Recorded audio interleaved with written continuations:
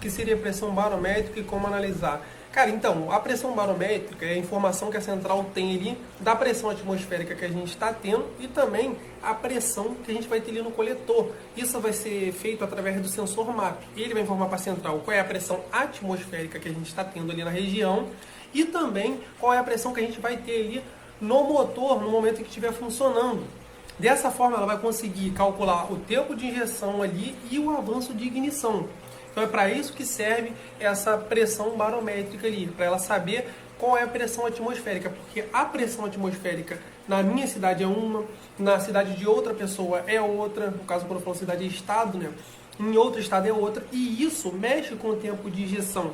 Porque cada pressão ali, a nível do mar, vai ter uma quantidade de combustível e um avanço. Acima vai ter outra quantidade ali de combustível e avanço que vai ter que fazer devido à quantidade de oxigênio que muda por causa da pressão atmosférica. Se tu vê os jogadores de futebol, quando vai jogar nesses lugares aí que tem altitude muito alta, eles começam a passar mal. Por quê? Porque tem pouco oxigênio, então automaticamente a central ela vai mexer com o avanço, vai mexer com a quantidade de combustível, porque senão vai ter excesso, então por isso que muda. Agora, como a gente vai analisar isso? Cara, se existe uma infinidade de maneiras de a gente estar analisando, porém a gente tem uma variação de parâmetros de carro para carro.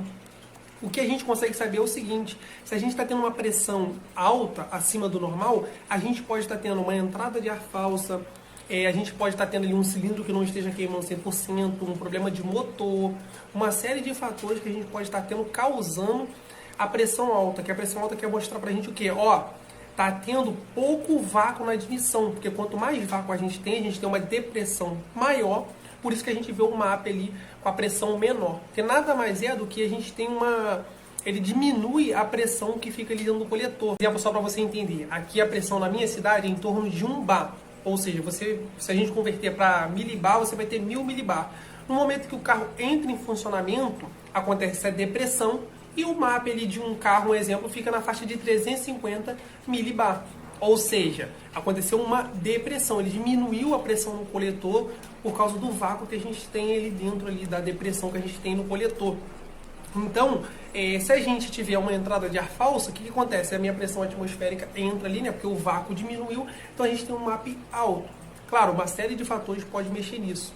E como eu te disse, a central ela usa esse parâmetro para quê? Para ela mexer com o avanço de ignição e o tempo de injeção. Então, esse parâmetro alterado pode gerar uma série de fatores.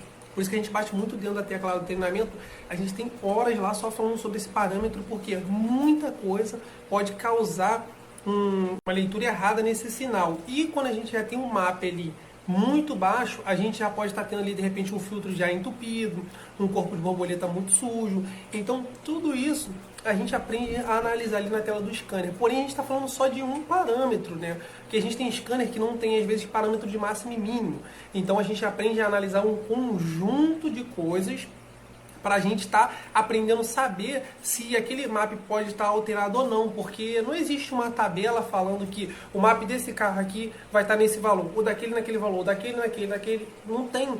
Até porque o mesmo carro na minha cidade, com um sistema, um motor, vai estar com o MAP de um jeito. O mesmo carro em outro estado, ele já vai ter uma alteração no MAP.